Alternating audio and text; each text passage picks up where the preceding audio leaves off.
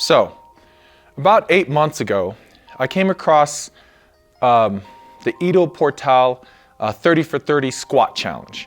Now, I really didn't know what that was about, so when I'm looking into it, basically, it was utilizing the Asian squat.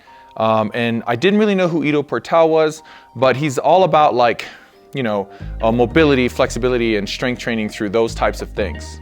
With that said, the challenge is simple. It's a matter of sitting into a deep or passive squat, what is primarily known as an Asian squat, for 30 minutes a day.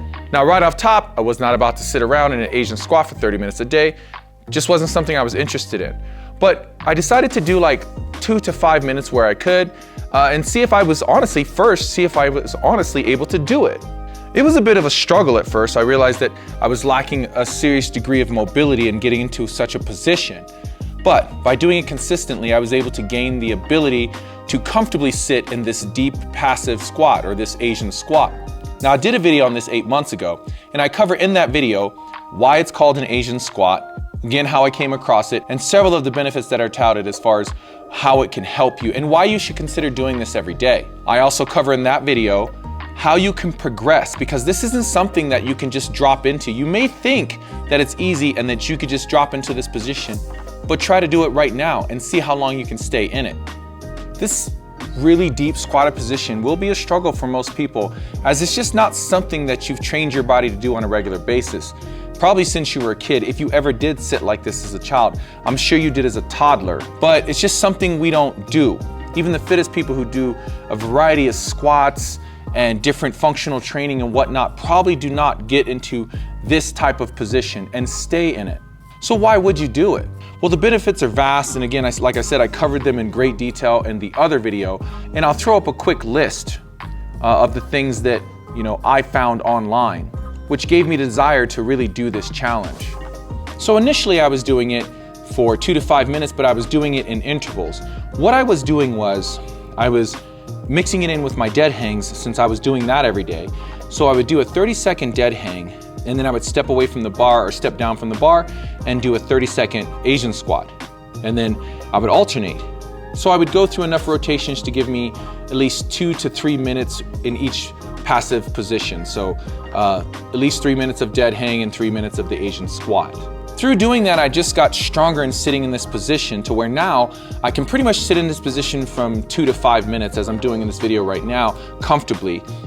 It was a struggle at first, and I had to get enough mobility in all these different joints and my back and so forth to be able to do this. And again, in the first video, I cover all the different ways that I worked my way up to being able to sit in this Asian squat or passive squat for an extended period, comfortably.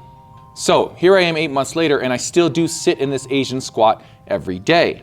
But now what I do is I just sit in this position for about 2 minutes. Very rarely do I sit here for 4 to 5 minutes. Doesn't really make sense, doesn't have any benefits, I don't believe, for me sitting. I just don't see why I would need to sit in this position for more than 2 minutes a day. So that's all I do. So after I finish my dead hang, I basically set a timer and I just sit into this Asian squat before all my workouts for about 2 minutes. So I'd imagine that the final question, or the most pressing question, of course, would be, what are the benefits? Or more specifically, what are the prolonged benefits, as the title of the video would suggest? Let's talk about it. Right off top, man, like digestive, yes. I didn't end up buying a potty squatty, and I use it all the time. And there is benefit to going to the bathroom that way. I don't know if it's helped my overall digestion, but it does help. Beyond that, the benefits are really just strength. Strength in these areas, specific areas, and the additional mobility that it provides me in the same areas. What I'm saying is that I've gained a lot of strength in my ankles, in my knees, and in my hips. Being able to go down in that position and hold it and be strong there has given me a lot of strength. And then I've adopted different ways of strengthening those areas even more. Just through some of the moves I've been doing with the knees over toes guy, as far as like the things that I've seen him suggest and the things I've adopted that have strengthened my knees, which I had problems with my knees for years. But as I sit in the squat, before I get up out of the squat generally, I do these little pulses. I do 10 pulses here, and then about parallel squat, I do 10 pulses here, right? And then I stand up, and that has really helped my knees. And on leg day specifically, sitting in that Asian squat and doing those pulses prime my legs, and all the muscles I need are fired, and all my tendons feel strong, and I'm ready to go. And it has eliminated a lot of the pain that I used to have associated with those types of workouts. Now, next to strength is mobility. And man, that is probably the biggest benefit.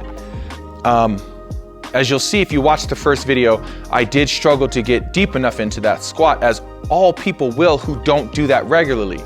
But now that I'm comfortable in there, it has truly enhanced my overall mobility from the waist down. And it has improved my lower back. I do a lot of things to work on my lower back. If you subscribe to my channel, you know I hang upside down. But sitting in the Asian squat does help my lower lumbar, like really helps this area, and my SI joints that I was struggling with for a while, and I was adopting this really good stretching routine to really balance out my SI. But the Asian squat seems to line me up just right. Then you have the mobility here, which I need for kicking and grappling. And again, my knees, and specifically, man, you gain a lot of mobility and strength in your ankles. When you can sit into this squat, what you should be doing is really just leaning into your feet a little bit in different directions.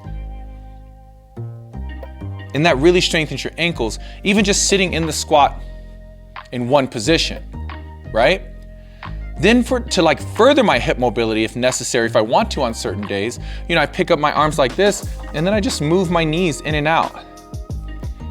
And it really just helps my hip mobility. But I've just seen so many benefits from this. This is something that, because of like the comfort I've gained with my body as far as its overall mobility, agility, and strength, I have continued to do this every day. This is one of those things that I don't do I do it every day because I could do it anywhere.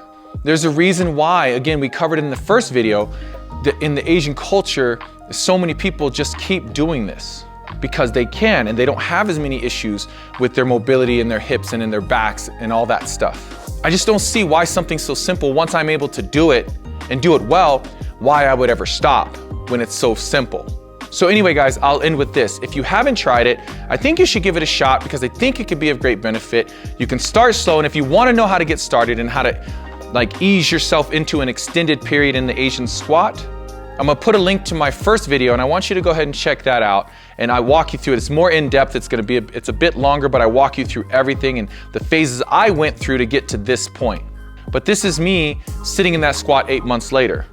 And I will continue to do this as I see the benefits to be many and the effort on my part to be little after, again, getting very good at it. Okay, guys, I hope you enjoyed the video. If you did, please be sure to like and subscribe, and we'll keep this thing going. And I'll see you in the next video.